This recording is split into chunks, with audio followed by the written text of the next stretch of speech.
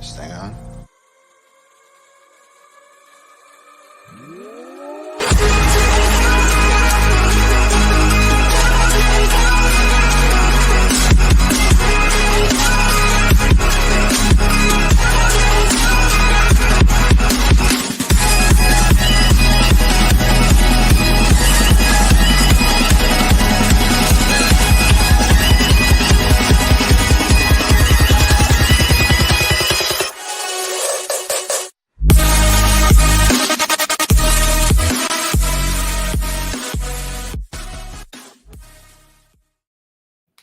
What is up, everybody? Welcome into another episode of The Cut. I am your host, Christian Williams, and I am here, as always, with Randy Hall. Randy, how are you, man? Doing good. Trying to figure out how to cram 40 hours in this very long week. I think you said you're doing some kind of trick or treat thing. We also have kind of like a Halloween show / hike thing here that you have to work at. So it's gonna be a long week. Yep, yeah. We have one next weekend. The perks of working in recreation is you get to do fun stuff like that. Also, you get to flex hours around, and maybe that's not always as fun. Yeah. But yeah, both working in recreation, we live similar lives. That's for sure. So, all right, guys, we are here to talk about Week 4 of the NFL as well as preview Week 5. Each week we do this. We kind of talk through a few waiver targets before we dive into the happenings of Week 5 or the upcoming week. And this week we have a pretty short list. I'd say it's a little shorter than the last week, based on the fact that we didn't even do waivers 2 weeks ago. So first guy we want to talk about, Randy, you pick one and let's dive in. Raheem Mostert, he's 50% owned in sleeper redraft leagues. He has taken over the backfield, especially rushing wise. But Edmonds is still getting a ton of work as well, and he's being targeted a lot. He keeps getting touchdowns. Should have had 2 this last week as well. But it's been somewhat favorable matchups for the run as well. So we need to see a bit more. But Mostert he's been dominating the touches, and if it's me, I'd rather pick him up and either sit him or play him and not let someone else play him against me for, the inevitable run before he gets banged up and Chase gets 100% of the work. Yeah. With Mostert too, before the season I said I thought Sony Michel would lead the team in carries because I felt like he was the best wide zone runner. And it turns out Raheem Mostert is actually the best outside zone runner, and he's done a really good job as the starting running back. I think that's a good shout. Another running back that I personally have vested interest in, Rachaad White, 38% rostered. He kind of had a sort of breakout game. He caught a few balls. He didn't really – he got a score, which I know Leonard Fournette fans were pretty upset about because it was a goal line situation, and that's normally Lenny's bag. But Rachaad White kind of incorporated into the offense. He saw a higher snap share than he has all season. I think that this is a sign of things to come. I think there was one drive where Rachaad White did not come off the field. It was a full – I don't know if Leonard Fournette got hurt, and we just didn't know about it. The broadcast didn't talk about it, but it was the Rachaad White drive, and he caught a couple of passes there, and then they rewarded him later with the touchdown. So I think you're looking at a guy who he's a high injury potential too. If Fournette were to go down, like he is the dude. He's next up. So quickly, while I'm definitely advocating for picking him up, he is actually my need more info of the week. Okay. This is simply because, like you said and alluded to, he got more touches, but he also just got an increased snap share. I want to know if that's just because of the game script. They completely abandoned the run very, very quickly. Ironically, Rachaad White fumbled a kickoff and kind of put them on their backs quickly. I think they ran a total 6 times. They just completely abandoned it and were just full-fledged passing all the time, which definitely leans more to Rachaad White than Fournette, but Fournette did get a good amount of passing work as well. So it's definitely a pick up and hold and just sit, in my opinion. But yeah, we both think that he is talented enough to carve out his role this year. It's just definitely I'm not playing him this week. Yeah, that's fair enough. Who's the next guy you want to talk about? Tyler Allgeier, a guy that I have vested interest in. Definitely draft favorites of ours. But I don't know why I misspelled his name here. Annoying me now. That's okay. But we did get news later this afternoon. Cordero Patterson is on the IR. Tyler Algier was definitely the most explosive back of the day as well. But he got a lot more touches than pretty much everyone else. Caleb Huntley did come in and kind of power his way to a few good yards and a score. So I do think it'll be a little bit of a mix between the two, but passing downs and just good burst, I think Algier is clearly the guy this week. For the same kind of reason is, I'll kind of switch to you here. It's against the Bucks, so Yeah, so I advocate for picking him up and stashing him because I do think that the long-term outlook is better than this week. But against the Bucks, he's my sit this week actually. So I think people are going to jump to conclusions. Caleb Huntley was out there, and I think we're going to see a bit more of a split than people are going to want to see because I do think that Algier is a talented runner. I just don't know what this Falcons offense is at this point either, and I don't know what it's going to look like against a defense like the Bucks. Granted, the Bucks defense didn't look great against the Chiefs, but the Falcons offense is pretty abysmal right now, including their passing game. So I'm not super interested in Algier as a starter this week. yeah, I'm not interested in him as a starter this week either, but I think he's a must-add, especially with Patterson on the IR. Just if you have to sit him this week, to sit him this week. Traditionally, this Bucks defense does kind of come back with a vengeance the next week. They were just kind of speed bagged early, and it felt like they were trying to just stop the pass and let the run kind of get through a little bit. So I think that won't be the case this week against the Falcons, who barely passed against the Browns. So I think they're going to be working full stop to stop that run and make Mariota beat him through the air, which I don't think he can. So completely agree there. I think Desmond Ritter's coming in this game, by the way, for what it's worth. We'll see. Mariota's playing great. He completed like 7 balls this last week, and I know that was a product of the offense. Get to that. We'll get to that. I know. I'm overexcited. All right, the last running back I believe that we're going to talk about here is Mike Boone. Javonte Williams, we will get to it. The news is that he tore his ACL, his PCL, and something else in his knee. I forget. ACL, LCL, and part of his PCL, I think, is what it was. Yes. Really bad injury. Of course, that knocked him out for the year. Mike Boone looks to be the 1B to Melvin Gordon, though Melvin Gordon was punished in this last game for his bad fumble 6, actually. I saw a stat today, super off topic. He's committed 3 fumbles that were returned for touchdowns, and it's only happened like 6 times in the last few years. He's been the recipient of half of them. But Mike Boone, 0% rostered, obviously, right now. I think that he's going to have a role. He had a couple drops in this game, but I do think that he will earn some type of role. Even if it is the 1B, we know that Melvin Gordon has seen some value in that role. So yeah, and for what it's worth, he did get more touches than Gordon in this game, and he also kind of came up a bit limpy at times. They did just sign Latavius Murray as well, but I think that's more just safety in case either one gets hurt kind of thing. But I do think he could be at least a decent flex option down the road. It's good. It was a good week to be a Raiders fan, watching a game in a theater room with a Broncos fan in suite. It was a fun dynamic of us both being really happy and sad at the same time. Yeah, yeah, I like that. Go ahead.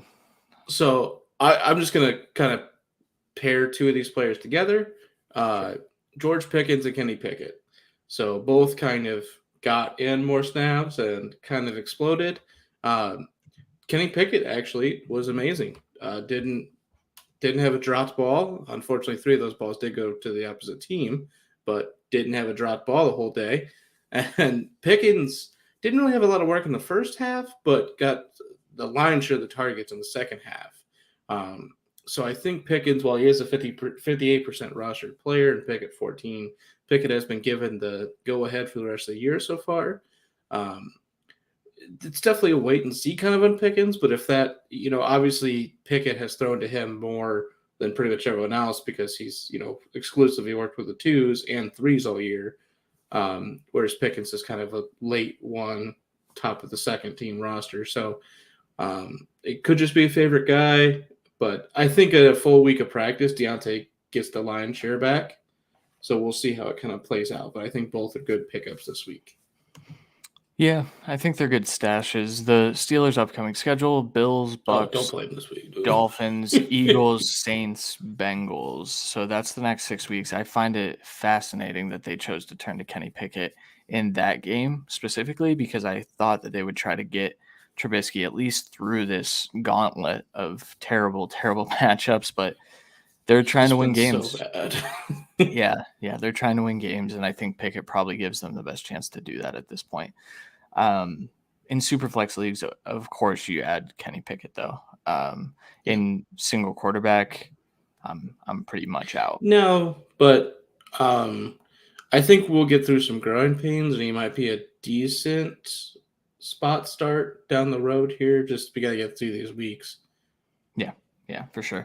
And then the last player that we should talk about, I'm not sure what he is just yet, but Corey Davis, 29% rostered right now, was kind of Zach Wilson's favorite target. We saw that at times last year. The continuity of Joe Flacco and Garrett Wilson is no longer. And we have, I mean, I guess we can take this opportunity to say that our pause is the Jets wide receiver room because of this Corey Davis game. And Elijah Moore has kind of struggled to find targets despite being wide open all the time. And He's kind of getting the targets. He's getting almost the same workload. He's always like the second guy each week. He's just not producing off the targets. yeah. And Garrett Wilson has been the team leader, but again, that's with Joe Flacco. So we're just kind of hitting pause on this whole receiver room. I personally wouldn't start any of them, but I do think it's worth it to add Corey Davis as there's a chance that he is the valuable guy moving forward. Yep. All right. 100%. Sweet. That'll do it for the waivers this week. Good luck in getting those claims. If you have Fab, don't be shy. Use it. There have been too many seasons where I end up with excess Fab because I was too stingy. So don't be stingy with your Fab. That is the advice for this week. Well, let's get into the Week 5 preview. We have a slew of good games this week. I would say probably not as good as this last week, but we're going to start with Thursday Night Football as always. And this week we have the Colts and the Broncos. Broncos are 3-point favorites, and the over-under in this game is 43.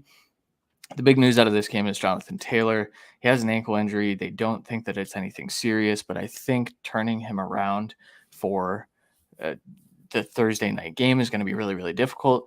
There was a report today that Philip Lindsay would be involved. I think Nyheim Hines is going to see an increased snap share at the very least. And then on the other side of the ball, we already talked about it, but Javonte Williams will not be playing in this game. Those are the two main injuries. Randy, how do you see this game playing out? This game does not excite me a whole lot. No, and I mean, I'm full. I think Broncos win. I'm not picking the Colts again. Ever. I don't think they have played awfully. Like I don't really know how else to put it. They can't do anything. I think they're the worst team in the division, and that's with the Texans playing worse this year than last year. It's been just terrible. Plain simple. It's been bad. I think the Matt Ryan. I think a lot of people didn't watch Matt Ryan because I went into this year and I said I think Matt Ryan's kind of lost it a little bit. He's not quite the same player he was. I didn't think it would be this bad. Anytime that dude sees pressure, he is scrambling and he's not fast enough to get out of the pocket, and so he just kind of chucks the ball up, and it's not good offense. On top of that, I don't think their offensive line has played well enough either for the running game to be good, and that's the problem. It definitely hasn't. We'll see. Bradley Chubb hasn't also played well for the Colts, and obviously losing Randy Gregory for 2 to 6 weeks, I think they said. So maybe the pass rush won't affect him that much this week, but the D tackles, the Joneses, have been getting through at the Broncos, especially in the run game. So I just don't think this is a great matchup per se. And the whole reason they switched from Wentz to Ryan was safe, consistent play without the turnovers. And he's turned it over just as much as Wentz did, and they look worse. They're not pushing it as much as Wentz would. So at a certain point, it's been a downgrade this year, which is ridiculous. And this offensive line's been terrible. JT can't get going. Ironically, this would have probably been a good game for him to get going. The Broncos have been pretty pitiful on the ground this year at different times, and obviously Josh Jacobs just killed them. So it is unfortunate, but I think Broncos win an ugly game.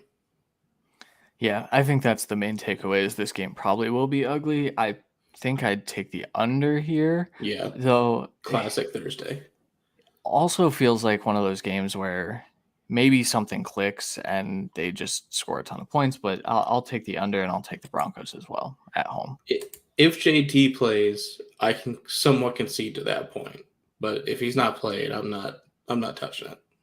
That's fair. That's fair. All right, let's move on from that game. Let's move to the Sunday morning game. We have some London games. We do have Germany games this year. Not yet, but they are going to. I believe it's Munich to play. I think that's I what they believe said on the so. broadcast. And they're also going back to Mexico City this year, which is exciting. But the Sunday morning game, which I am not a fan of, Giants against the Bro. Packers. Dude, it is 8:30 here. It is Yeah. tough. I woke up after the first quarter was over on Sunday for this last game, and that was actually a pretty good game. I'm glad I got to watch the end of it, Yes. It's probably the best London game they've had. Yeah, for sure. And I can tell you this one won't beat it. New York Giants going across the sea to play against the Packers. The Packers are 8-point favorites in this game. Over under is only 41.5. Daniel Jones has a sprained ankle. It doesn't sound like he'll turn it around for Sunday, but they've been pretty vague about it. Tyrod Taylor also left that game. Saquon Barkley played Wildcat quarterback this week, and that it was actually, kind of successful. On the other side, we don't know if we're going to get Sammy Watkins back. We don't know what this Packers wide receiver room quite looks like just yet. But I guess the Giants have a good record. I'm 3-1 right now. Do you think they have a fighting chance in this game? Ironically, I kind of do. It depends on the quarterback situation. Because while they're not playing well at quarterback so far, at least Daniel Jones has been able to run a little bit. I mean, Saquon's absolutely carrying. But their defense has been really good, especially against the run, which is, again, when we talked about the Packers versus Bucks game where we thought it'd be an ugly, low-scoring game, I think we can get something similar here too because while the Packers offense has been a little bit better, it's definitely been carried by the running game and somewhat of an emergence of Romeo Doubs. But if we are getting a little bit more stifled running game this week because of the Giants' run defense, then we have some issues. It'll be on Aaron Rodgers to lead with that. And he has not looked good this year, but the wide receivers haven't either. So, I mean, realistically, he probably should have lost to Bailey Zappi this last week. So, yeah, I think we're kind of in the waning hours of his career. Just watching him play. I mean, he's not moving around the way he normally does, and I think that that's caused him to take sacks. Now, I'm sure you heard the audio. I almost sent you the TikTok of Aaron Rodgers screaming at his center to snap the ball, dropping an F-bomb on live television. I heard it live too. It was pretty funny. So I think that if this offensive line can play better, I think that the Packers offense will improve inherently, of course. I do want to mention my lock start this week is Romeo Doubs. I think despite the up and down nature of him, he should have caught that touchdown. I think that was he just couldn't hold it through the ground. I think that Rodgers is building a rapport with him, and I do think that he is going to be the wide receiver one for them kind of moving forward. I think they're trying to get Christian Watson up to speed. I think they still like him as the guy. And right now, though, I think you have to start Doubs. I think ultimately with what Darnell Mooney was able to do with the terrible Bears passing attack, I think you look at Doubs and say, I'll bet he could probably do something similar, if not better. And so I'm starting him really everywhere I have him, which is kind of nowhere at this point. Unfortunately, I missed out on the Doubs train.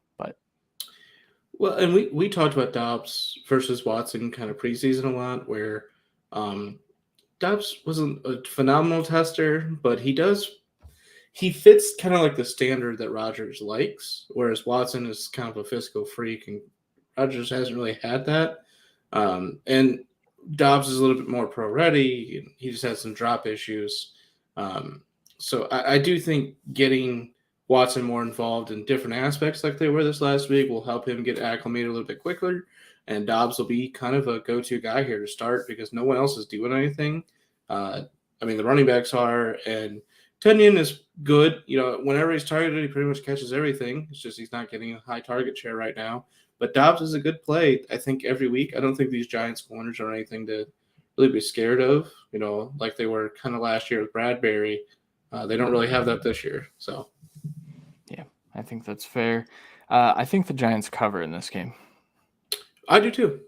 I'm not. It's the Packers have not been good. They have not. They don't. Curious Curious about how the Packers fans do this week. Yeah, that's fair. Is there gonna be hungover and constipated with all the cheese? I don't know how you're up at 8:30 for this. This feels like an attack on your new home state. Coworkers, all of them. Yes, exactly. Every single. Yes. All right, let's move over to the main slate. The first game we're going to talk about is the Los Angeles Chargers, 3-point favorites heading to Cleveland to face off against the Browns. The over-under in this game is 49.5. The Chargers almost pulled the Chargers last week, in week 4, they had a massive lead, almost blew it to the Texans. Texans have looked better at times this year. Their defense has kind of stepped up in key moments, but Chargers are not quite getting it done. I think getting Keenan Allen fully back this week is going to help. He was ruled inactive late to this game. I almost accidentally started him. Hopefully everyone was able to get him out of their lineups, unlike Alvin Kamara for the early game. On the other side of the ball, the Browns had a game where they kind of struggled. The play calling was pretty rough. They got inside the 10 a few times and could not put the ball in the end zone. There was a throwaway on 4th down inside the 5, which was one of the craziest plays I've ever seen. I don't know what Jacoby Brissett was doing. I don't really know what to think of this game because I do think that both teams have their fair share of holes, and I don't know which team is going to exploit them the best. Yeah, I mean, going like after this week, like instant kind of like looking at it, I was like, yeah, Browns lost easy. And we kind of said that early in the year too. Like that's what we expected. But the Chargers really haven't played that well. And Eckler did kind of have a resurgent day, but it was carried by 3 touchdowns. He had, the minimal yards necessarily, but it's kind of more of an Eckler day. Williams had a few really good catches, and then it was just kind of he had a good day. It's just it wasn't as good as it could have been. He famously, he's had good games against the Browns, but most of his big plays has been like a broken coverage and then him pushing off for a big catch. Those are the only 2 big plays I can remember him making. Other than that, it's really been not, fantastic. Especially if Allen's out, he's getting, Ward pretty much the whole time. I'm not excited by that matchup for Williams. But Chubb is carrying. Brissett is doing good as long as it's not, last minute game on the line. He's made 2 bad decisions there. So I think the Browns can make this a close game. And especially with Bosa out and Slater out, if we can get the whole D line back for the Browns, it can be a good matchup, really. Yeah, I think it's going to be an entertaining game. At least I do think that Herbert's going to pick apart this defense because while the Falcons weren't able to take advantage of that, I think that we know what the Browns defense is right now, and there will be those blown coverages. And I do think that Mike Williams does have a decent day this week, especially if Keenan Allen is 100% this week. And I think he will be. He's been out the last couple of weeks. So I think we're going to see 2 fully healthy teams outside of the Browns, starting quarterback here in a few weeks. But I think this is going to be an interesting test for both of these teams. The over-under of 49.5, I feel like that's kind of low for this game.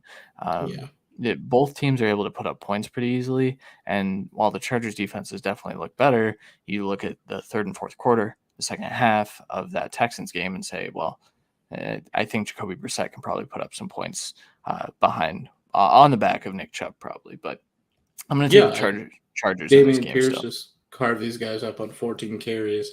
I think Chubb and Hunt can do the same for sure.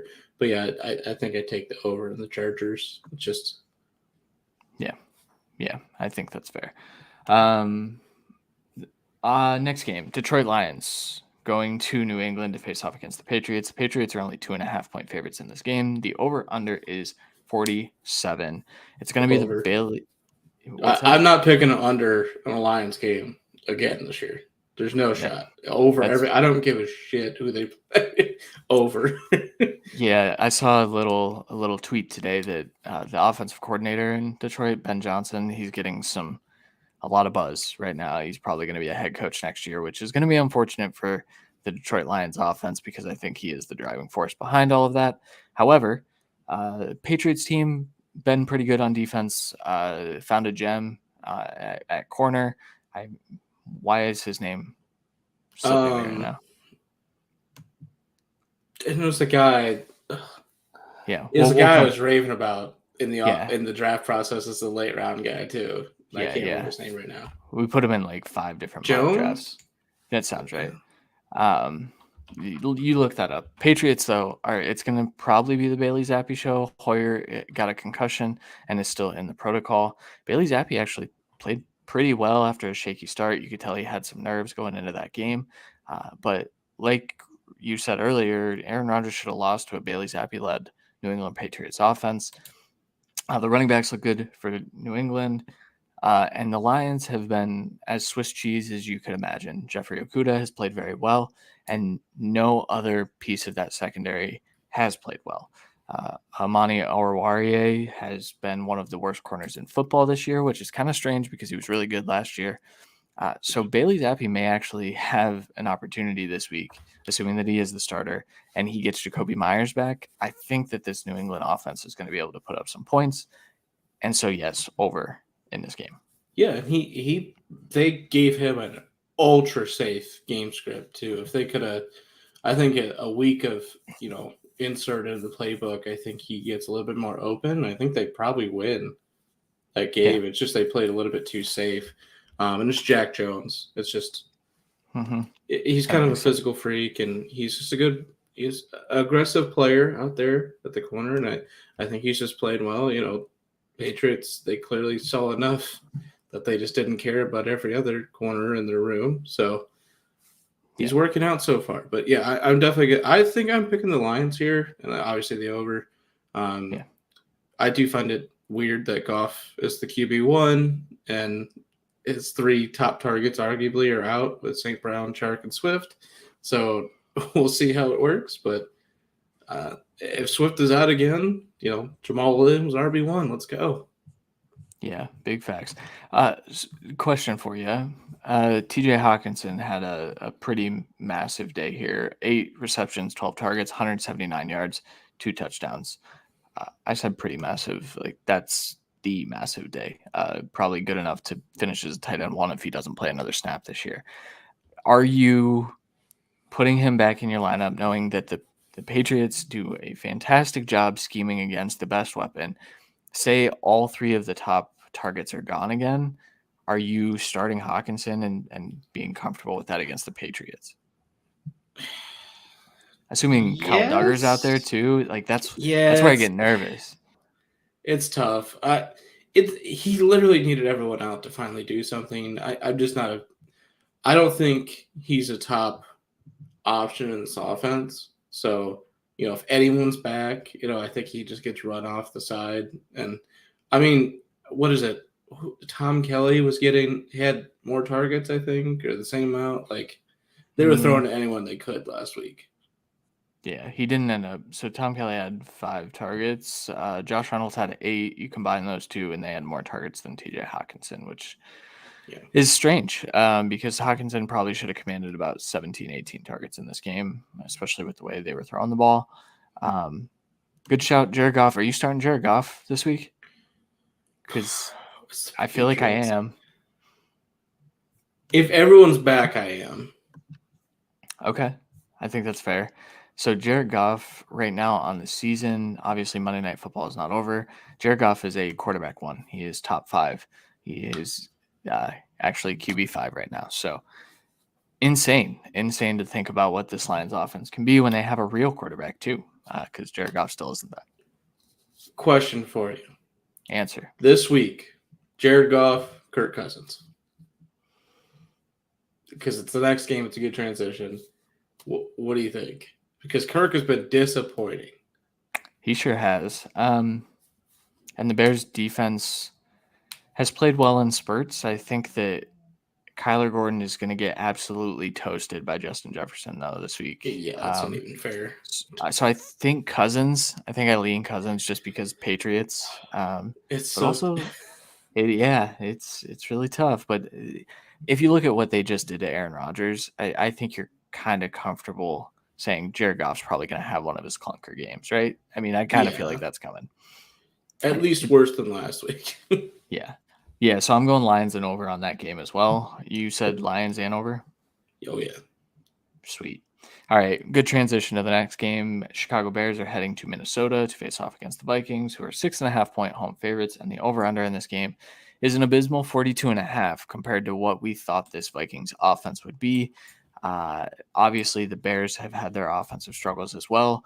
Sam Mustipher is the worst center in all of football. I don't know if you've seen any of the clips of him just letting a defensive tackle rip across his face and immediately generate pressure on Justin Fields. That poor kid is set up to fail, and somehow he persevered in this last game. I feel like he played a lot better, much more composed. He's literally getting pressured on over 50% of the snaps. It's ridiculous. Yeah, it's and he's got no one to throw it to. It's one of the most egregious things I've ever seen. The Vikings have, been a decent defense, at least, especially getting to the passer. I feel bad for Fields. I think I'm playing. Obviously, you're playing all the studs of the Vikings. I think I am playing Cousins, and toss up between Osborne and Thielen. I still really don't know who the next guy is there. So we'll see. Thielen's done more, I think. Yeah. I think Thielen's looked pretty good this year. I kind of expected a steeper drop off. On the other side, though, I do feel like the Vikings can put up points, and I think we're in for some garbage time. The Vikings have struggled to generate pressure at times this year, and I think that has been the one thing that has hampered this offense. I'm not totally out on Mooney this week. I think they dialed up a lot of nice plays for him. I started him in a couple places as a let's see what happens. And I was kind of pleased with it. So starting Justin Fields sucks, though, right now. It's just the Bears offense sucks. Trust me. And Scott Fishbowl is my only quarterback right now. Yeah, that's problematic. I won again, so screw that's you. Good. I don't think I did. My Scott Fishbowl team is pretty bad. Vikings in this game, and man, I'll take. I don't know about the over. I think I'll take the under, but I'll take the Vikings and I'll take them getting a 7-point win too. I think I'm going to take the Bears to cover but lose, and also the under in this game. Roquan Smith has played really well too, for what it's worth. So I think could be a tough day for the Vikings running backs. Okay, next game. Miami Dolphins, 3-point favorites, heading to New Jersey to face off against the Jets. Over-under in this game is 44. Zach Wilson was back. He looked as up and down as you would expect Zach Wilson to look. He looked very similar to how he looked down the stretch last year. He threw a pair of interceptions, but also had some massive plays. His arm talent was on display all over the place. Tua is out in this game, so they will be starting Teddy Bridgewater. I don't know what that means for the Dolphins pass catchers. I think this would be a good pause for them for this week. We already talked about our pause on the Jets wide receivers. Are there any fantasy assets in this game that you're excited to start?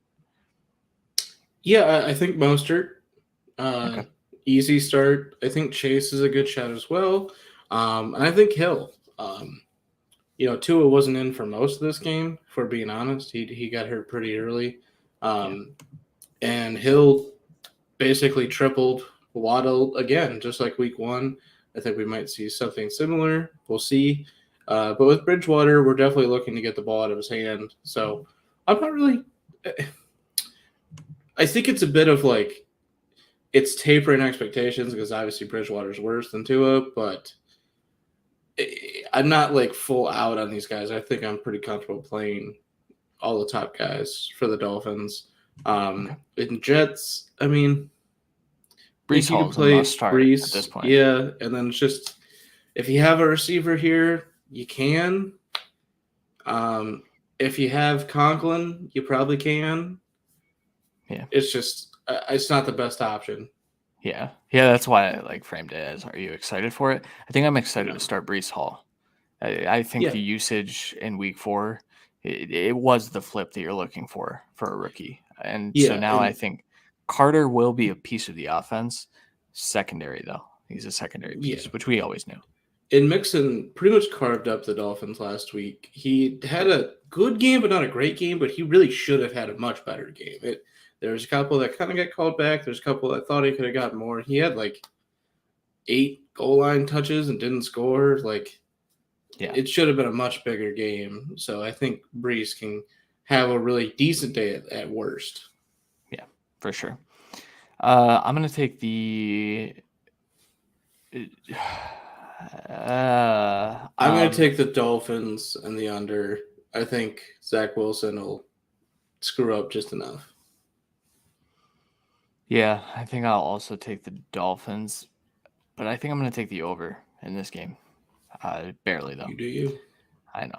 All right, next one. Falcons heading to Tampa to face off against the Buccaneers. The Bucks are 7.5-point favorites, and the over/under in this game is 48.5. Heading into this last week, the Falcons were a dynamic offense. Mariota has played fairly well throughout the year. The Kyle Pitts usage is as strange as possible. That is my first question. Are you? You kind of have to start Kyle Pitts, right? It's where you drafted him. Are you looking at him as a buy low target in redraft where you think his usage will increase, or do you think this is just what it is? I think it's just what it is. I think it's a low volume attack, and I don't think we're gonna have. I think we're gonna have good weeks from Pitts, and I think we're gonna have good weeks from London. I think they're both gonna get, 7 targets a game or whatever, and we'll see what happens. But I do think they're gonna have to throw more this week, obviously. So it could be more of a boom week. But with him being one of 2 guys to look at, it does make the concern higher of a not a great game, but I mean, are you going to play Kyle Pitts or, Conklin? I guess like someone Yeah. Bob Tunyon. Do you want a guy that's getting 7 targets this week, or a guy that's getting 2? Like I guess I feel like Gerald Everett is out there in he's some leagues still. kind of, but he's been picked up a lot of places. He has. And so I guess like if I was debating those 2 players, I'd play Everett against the Browns. And that's where like that sucks. If you're the Kyle Pitts manager, that sucks. I have quite a few shares of Kyle Pitts. I'm pretty bummed about his usage this year. Okay, on the other side of the ball, we've kind of seen what this offense looks like with Godwin healthy. He kind of walked out a few times hurt in this game. Mike Evans is getting his. A lot of things are going wrong for the Bucks, but they were able to kind of put together a good offense against the Chiefs down the stretch. Are you concerned about anyone in this offense? Are you concerned about Lenny against the Falcons? Do you think he'll have a bounce back game? Yeah, Lenny should have a decent game against the Falcons. They're not a terrific run defense. I think they'll be able to move the ball well, and they were moving the ball pretty well through the air. So I'm not like concerned. I think that was the best game for the Bucks offense this season, most likely, and everyone was kind of back. So Yeah. I'm not really nervous about them moving the ball. It's just they kind of got hit early, and they just tried to inch their way back and just kind of couldn't. It was just a bad day for their defense, and I expect them to come out swinging and win big.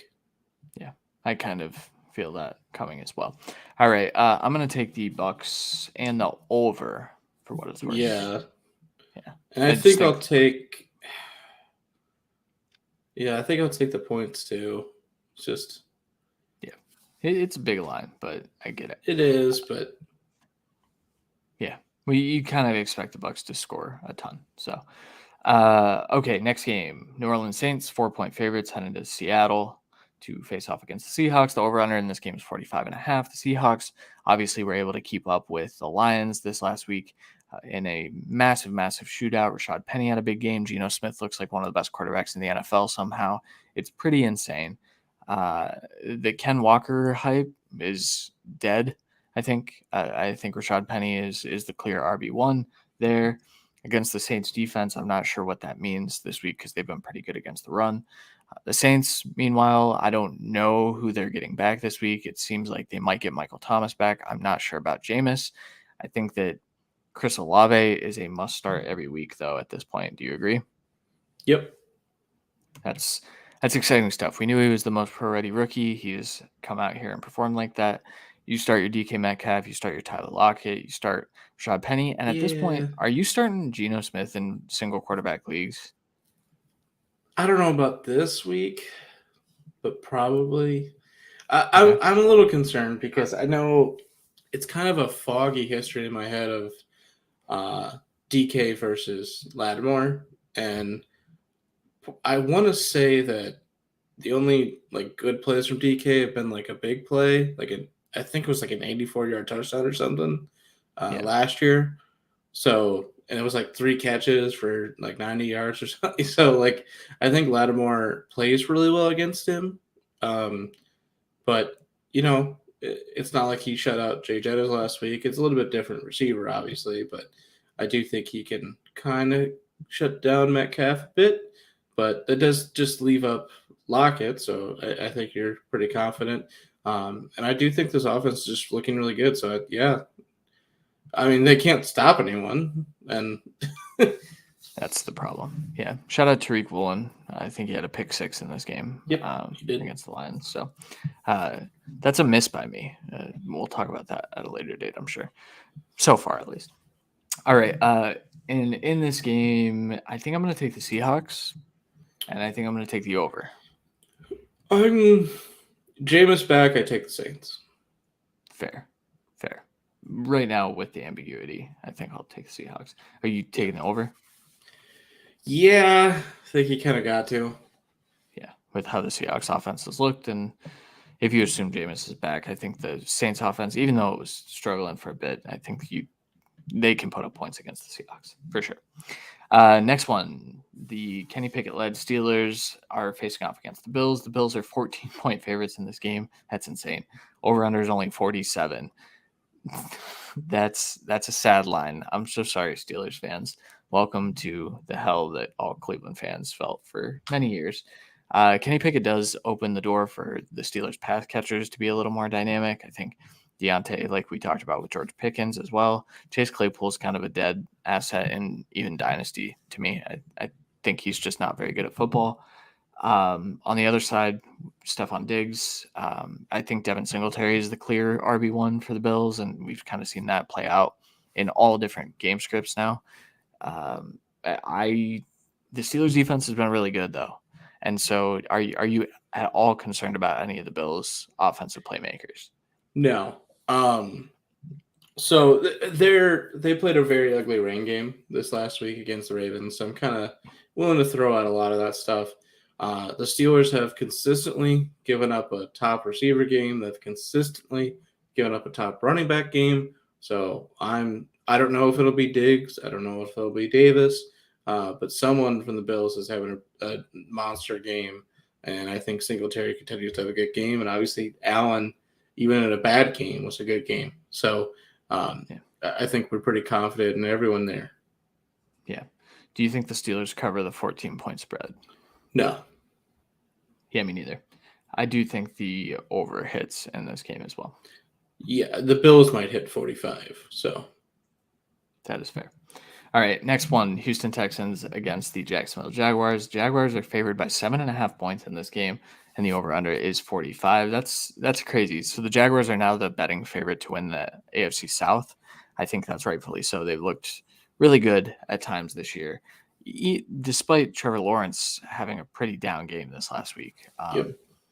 And some of his advanced metrics are still really, really bad. A conversation for another day. Dameon Pierce looks fantastic.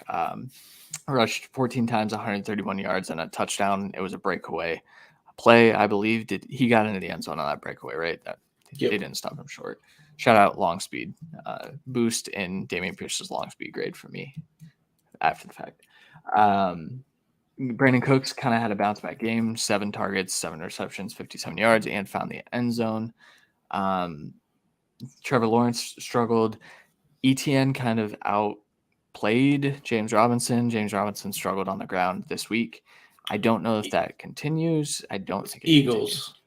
Yeah. Eagles are always, I mean, it's, Fletcher Cox, Jordan Davis, Hargrave. Yeah. It's tough. It's tough sledding for in between the tackles bruising runner. So it's perfectly fair. I think he has a bounce back game this week, and I think ETN can have a good game as well. Yeah, I think so too. Christian Kirk still top target. Zay Jones coming back. He played in this last game. I think being another week removed, he didn't play. No, he was late inactive. Okay, I missed that, and I think I started him because I'm an irresponsible fantasy manager sometimes. I think it was like last second he was out. So yeah, because Jamal Agnew had a massive day. Christian Kirk bounce back day where massive target share again. You think? Okay. Yeah, I think he had 7 or 8 targets, but 2 catches for like 60 yards. So I mean, it's there. He just didn't catch a couple, and there was a few really uncatchable balls from Lawrence there. He really had a really bad day. They got stripped twice in the pocket as well. So he should pick it up this week. We'll see, but there should be a good, clean Jags win in my opinion. But the Texans, they started to look better in the second half, and they've been kind of doing that with Pierce kind of taking over. I think he's able to run against the Jaguars. So I think this could be a good game, but I'm still going to take the Jaguars and the over, but not the points. I'll take the Texans to cover that. That's where I was going to go to. I think this is a sneaky, are the Jaguars for real game? Because I do think that the Texans, I think Davis Mills is still trying to prove that he is worth being the starting quarterback past this year. I don't think he really has a shot at it with how he's played thus far, but he did string together a good second half. If he can start to build on that against a good Jaguars defense, I think that we're talking about him in a different light in a few weeks. I don't know if it happens, but I do think the Texans cover, and I also agree that the over will hit. Because even if the Jaguars get out to a big lead, garbage time touchdowns, Texans have shown that they can kind of put that up. So, okay, next one. Tennessee Titans, 2.5-point favorites going to Washington to face off against the Commanders. Over-under is 43.5. Treylon Burks was carted off. We don't really know too much yet. I believe he was undergoing some tests today. It doesn't sound like it's too serious. They don't seem too concerned about it. It really doesn't matter. He I believe, had 0 targets. Maybe he might have snagged 1 target before leaving this game. I'm going to double check that as we speak. Robert Woods had a pretty good day. 4 receptions, 30 yards, a touchdown kind of saved his day. Treylon Burks ended up with 3 targets right before he got hurt. But in the first quarter of play, he still was a secondary or tertiary option. Other side of the ball, Carson Wentz is doing his Carson Wentz thing, where he, plays great for a few weeks and then he looks like trash. This game looked like trash. 25 of 42, 170 yards, a touchdown, and 2 picks. Any chance we see Sam Howell in this game? No. Yeah, fair. He's been inactive the last couple of weeks as well. So Taylor Heineke has been the backup, which I think is fair. So this game doesn't do a whole lot for me. Derrick Henry is still the focal point of the offense. 22 carries, 114 yards, and a touchdown. I think that he's going to be able to do that against Washington. So I think he's the kind of one play in this game. Yeah. I'm not particularly, impressed by anything in the Titans secondary either. So I do think Wentz can have a bounce back game this week and can kind of deal a bit, and they can really move the ball. But Henry's going to eat easy. It's apparently, snowing in wherever the hell that place is at this point. The stupid trope, but it's going to work. And I'm very curious if Kyle Phillips can break out here, or Robert Woods can get an increased target share here with, with them not trying to feed the rookie here in Treylon. It's just I'm just curious about it because they're not going to throw more than 20 times. Yeah. And that's why it's kind of like, even if they're getting 10 targets and 6 catches, are we carrying? But we'll see. I think it is worth it to shout out Curtis Samuel, who had another 7 targets in this game. His target share is massive. I feel like he's a play every week at this point, at least in your flex, especially with the cost of acquisition there. He's like a safe 10 points. That's kind of how I have him. Yeah, with upside of a massive day too, I think. Yeah, it's just, he needs the end zone. He's like a worse version of Eckler. Yeah, he kind of reminds me of also because he's the receiver it's weird. He's like Cole Beasley with a bad quarterback from last year. It's kind of how I would. Except he runs. That's the difference. Yeah, that's true. All right, next game, San Francisco 49ers, 4.5-point favorites against the Panthers. Oh, sorry, we didn't even pick the Titans. Yeah. Washington and under. Titans and over. Sick.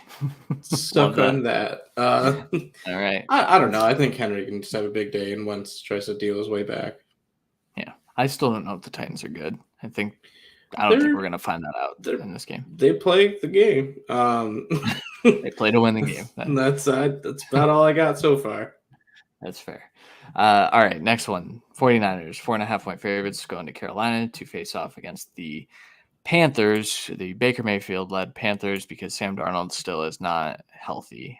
He's not coming off IR just yet. Over-under in this game is 39.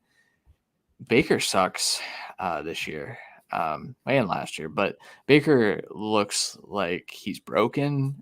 The Baker that we knew from his rookie year and even at times his sophomore year is just gone. His footwork's gone.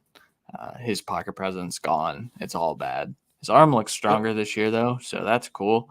Hopefully, he can start to put it all together. Because he has fucking ligaments this year. Yeah, that's true. Christian McCaffrey still play every week. He's the RB3 or 4, I believe, on the season right now. DJ Moore is still a play. It's squeaky wheel type of situation last week, and there's just no upside. There's no upside with this Panthers offense right now, outside of McCaffrey. So, 49ers. They're going to win tonight. They're up 24-9 as we record this. Game's about to be over in 5 minutes. They look pretty good on offense. I think that the Panthers defense has carried them at times. Shout out Frankie Louvu for being a really good linebacker. But easy 49ers pick here. And honestly, I'll say over because I think the 49ers can overcome the Panthers' good defense. Yeah, and I mean, it's tough on the over because it is basically you're either asking the 49ers to score 28 or 30 and the Panthers to score twice, or you're just asking the 49ers to dominate, which is possible, but I'll take the over. It's just close. Here's the thing. Jimmy G is going to throw a pick 6. We know this. And so there's 7 points, So right there. Right there. I feel like I'm going to come back to this soundbite when it happens on Sunday, but no, I won't care that much. And Baker's probably going to throw 2 pick 6s for what it's worth. This game sucks. Let's move on. 49ers and over is what I said, right? Yep. All right. Cowboys versus Rams. Rams are 4.5-point favorites. Over under is 45.5. It sounds like Dak could be back. They were ramping him up a little bit this last week. With how Cooper Rush has played, I feel like they might stick with him one more week before they bring Dak back. They got Michael Gallup back, who found the end zone this last week. Tony Pollard played like dog crap, and I don't know if you can even play him at this point, especially against this Rams defense. On the other side of the ball, I have no idea what's happening in this game. So could you please inform me of what's happening? Stats-wise is the issue. That's really because I have it. Honestly, issue. Like I have it in a picture. So Stafford, 27 of 40 for 203 and a pick 6. Henderson, 6 carries, 22 yards. Akers, 8 carries, 13. Obviously, it's hard to run against the 49ers. Kupp is 12 catches on 16 targets for 100 yards. Higbee, 12 targets, 9 catches, 65. So, they're not playing well, but play Higbee, play Cooper. And I think you could. Nope. That's it. It's close with Akers for me, but I think it's still He's been I so think you bad. just play them. So, And so I'm bad. not sure I'm playing Stafford. No, he hasn't looked very good. I think his elbow is more serious than a lot of people led us to believe this year. And I think Zeke's at best a flex play this week as well. I know Jeff Wilson's had a decent day. I'll check that. He had a big 73 run. yards and a touchdown. I mean, I think they have roughly like 85 yards on the ground. Zeke got, I think, 19 or 20 carries for 49 yards. So he's going to get carries. It's just I don't think he breaks one. So it's kind of tough. Yeah. Zeke, there's no running back that likes running into a pile of people more than Zeke. That dude he's like, oh, I see a hole. I'm avoiding that hole. Yeah, that's true. Yeah, CeeDee Lamb, you started. Michael Gallup, I'm interested in this game. I want to see the split, like, target share between him and Noah Brown this week, especially if Schultz is back as well, which he was kind of close this week. I think I'm picking the Rams. I was going to say Cowboys, but I'm going to pick the Rams and the under. I'm going to go Cowboys and under in this game. It's a toss-up for me, which is ridiculous. Yeah. I think a Dak Prescott-led Cowboys is easy Cowboys. I think a Cooper Rush-led Cowboys is still Cowboys. I don't know what this Rams team is. No, and if I'm the Cowboys, I'm not playing Dak this week. The Rams do, obviously have a good pass rush, and they're kind of a violent pass rush. I think I'm making sure Dak's at least 90% before he's in the game with how Cooper's been playing. Yeah, I think that's fair. All right, next one. Philadelphia Eagles, 5-point favorites against the Arizona Cardinals. The over-under in this game is 49.5. Again, I think the Eagles are going to just slaughter the Cardinals. I don't think the Cardinals are a good football team. They're not going to have Hopkins back yet.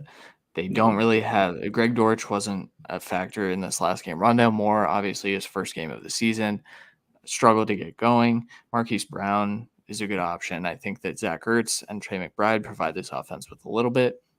There are times where I just don't think Kyler is a very good quarterback. I think that a lot of what he did last year was on the back of DeAndre Hopkins still being really good, which – shout out you kind of I think we're seeing that now. I think that we have a lot of proof of that, and I think the Eagles are the best team in the NFC right now. So I'm starting every Eagle I can, except maybe Kenneth Gainwell. I will say Murphy has been like second tier of lockdown corner so far this year, and they've been getting healthier on defense as well. So there's some, play there where I think they might be able to stifle the Eagles a bit more than we're expecting. But I do think this is an over game. I am picking the Eagles.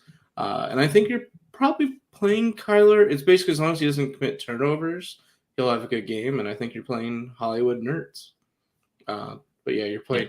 I think Devonta Smith has a little bit of bounce back game. I have my start of the week is Miles Sanders. Everyone can run on this team, even with JJ Watt back.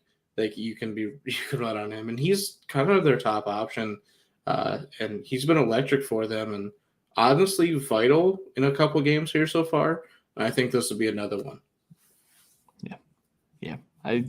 It's interesting to me. Only two, Eagles receivers or wide receivers specifically caught passes in this last game, and they still won by 8 points.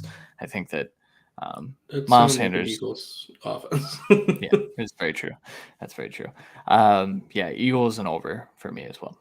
Yep. All right, Sunday Night Football. We have a divisional matchup here: Cincinnati Bengals against the Baltimore Ravens. Ravens are only 3-point favorites in this game after a couple of games that have slipped away from them. They have it is kind of Ravens-esque to have the opportunity to be undefeated and somehow have a losing record. I think they're 2-2 right now, but 48 points over under in this game. Mixon had a bounce back day. T. Higgins had a massive day. Jamar Chase was kind of quiet, still got you, I believe, 10 to 12 fantasy points depending on your scoring. T. Higgins, though, 9 targets, 124 yards on 7 catches and a touchdown. I think we're going to see a little bit more of T against Jamar as who will be the highest target getter, because Burrow kind of takes what's there. Ravens defense has been beatable, but they played well in that rain game against the Bills. In a rain game. in a rain game, yeah. And then on the other side of the ball, Lamar had a really tough day. Bills defense is pretty damn elite, so I'm willing to throw that away. I think this is going to be a shootout, personally. I think you play everyone. Which, turning back to you quickly. So my need more info is J.K. Dobbins. I think we saw him eased in, kind of the backup to Justice Hill at times 2 weeks ago. And then this last week, he found the end zone twice. He had 17 touches, found the end zone twice. I think he looked good. I think I still want to see it one more time before I'm comfortable putting JK in my lineups. Yeah. I want to see him be the workhorse for whatever that is for the Ravens, but I want to see him do that and then just continue that before I put him in my lineup. Yeah, and for what it's worth, he did take over as lead back. Ravens lead back is anywhere from 15 to like 20 touches. So 17, if we can get to 20 each week, I think we have a really viable fantasy asset in J.K. Dobbins. He looked healthy. He looked good. I do agree. It's I said the same thing watching the games this week. I'd rather have 18 points from Dobbins on my bench this week and just see it. I think we've said that kind of with a few of these guys, the Jets receivers and a couple others, Pickens even maybe, but I think I'm ready to play Dobbins this week. I think it depends on my start sits and situations here, but this is going to be a really good game and really high scoring. And I mean, obviously Lamar is going to. I think Lamar is either the top. God, that top 3 is ridiculous right now. Him, Allen, and Hurts, and they all have good matchups. Yeah, I think Lamar is going to have a crazy game. I think these guys need to try and somehow figure out how to trade for DJ Moore. Because they just need another. They need another guy. I love Duvernay, but he's a chain mover and a red zone guy. He can't. He's just not getting open as consistently as they need right now. Well, and they didn't even play Rashad Bateman down the stretch, which was perplexing. Yeah. So, Ravens in this game and over. Yep. Cool. Same. All right. Probably your favorite game of the week, Monday Night Football, is the Las Vegas Raiders. Well, yeah, fair. Against the Kansas City Chiefs. Chiefs are 7.5-point favorites, and the over-under in this game is 53. The Raiders obviously look better, leaned on the rushing attack. Josh Jacobs had a massive day.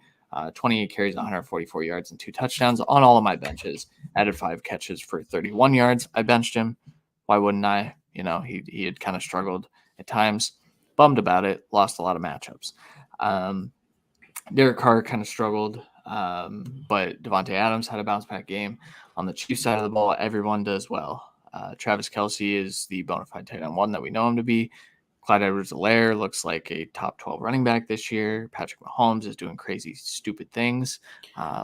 And I will say, I feel like this is the game where we think this over-under is 53. We think it's going to be a shootout, and then it's a defensive battle throughout the game.